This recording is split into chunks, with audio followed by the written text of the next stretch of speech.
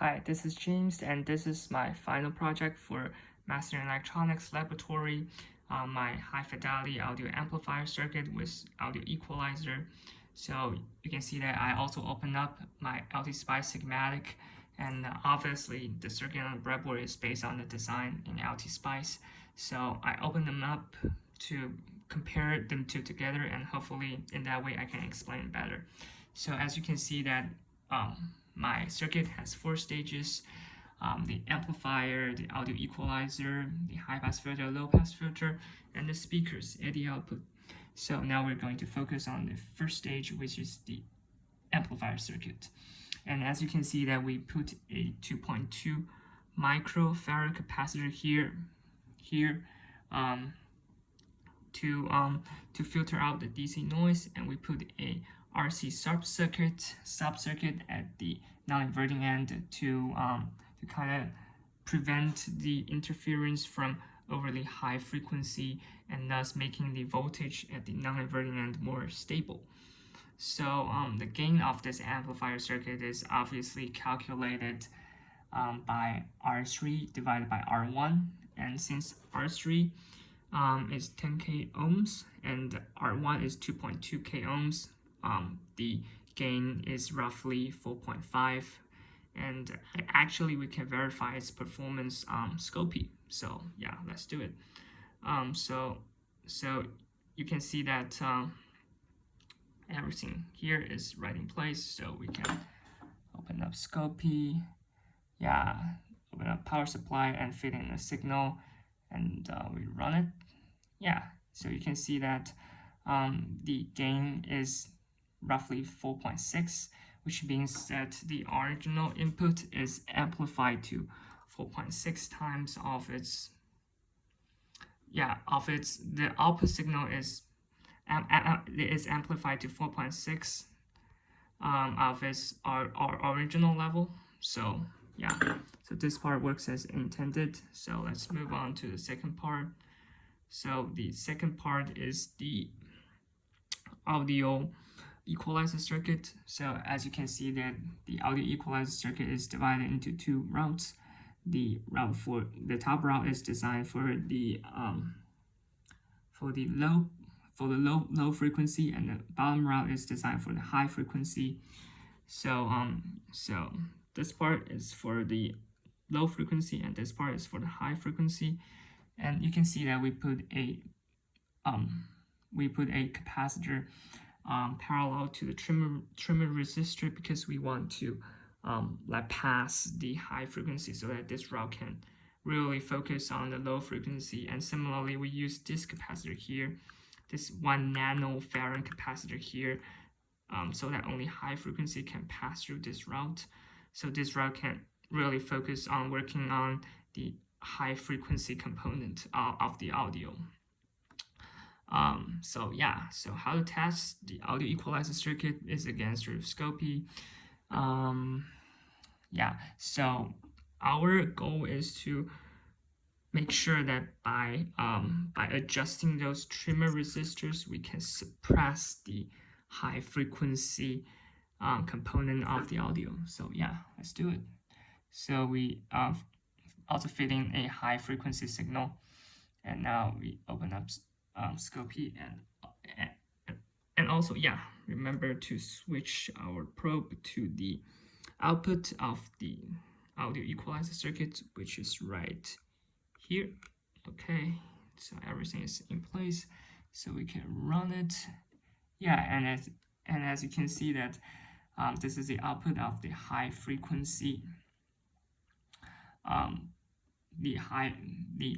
the output of the audio equalizer circuit. So now if I adjust the trimmer resistor, you can see that the high frequency component of the audio is suppressed, because after the first stage we have its signal level being amplified by 4.6, and right now it's suppressed to 3.8, which means that its amplification level decreases from 4.6 to 3.8, and thus our audio equalizer circuit is working as intended, because it's suppressing the high frequency component of the audio. And the third stage is our old friend, the low-pass filter, high-pass filter. So I won't explain more in detail because we are already pretty familiar with this. And then this is our, oh yeah, one thing to note for our third stage low-pass filter, high-pass filter is that we designed its F3 dB frequency to be 23 Hertz for high-pass filter and 19.4 kHz for the low-pass filter, because in that way we can cover the full spectrum of the hearing range for a human ear. So that our our circuit can work as intended, which is designed actually for a human ear. So yeah, so let's give you an overall view of my entire circuit. And now we are going to actually jump into real world to test it with real world music and audio. So let's switch gears. Firstly, let's plug in. Oops. I should shut it down. Yeah, let's plug in the speakers. And that goes here. And switch gears. Remove the probes. Yeah, and plug in. And plugging our music signal input. Yeah. Oh, I think everything is in place now. So, oops. So now it's. So you see that I get a smartphone to play the music. So now it's a moment of truth. Wow, it works. Our circuit works. Listen carefully.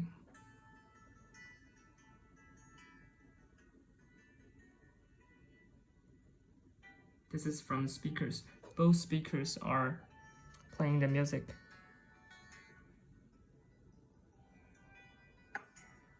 The difference is subtle because it's not entirely low frequency or high frequency, but we can use the probes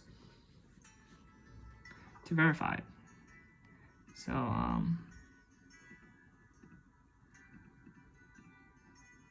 let's do it. Let's use the probes. At the input. Oops.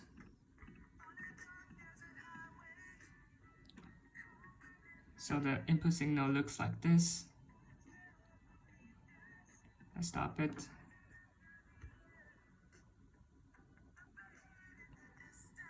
And switch to the output N. Yeah. So as you can see that it's amplified, and thanks to the audio equalizer, it's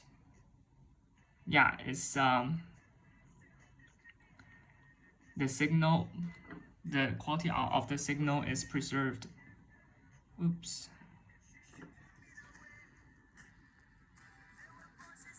Yeah.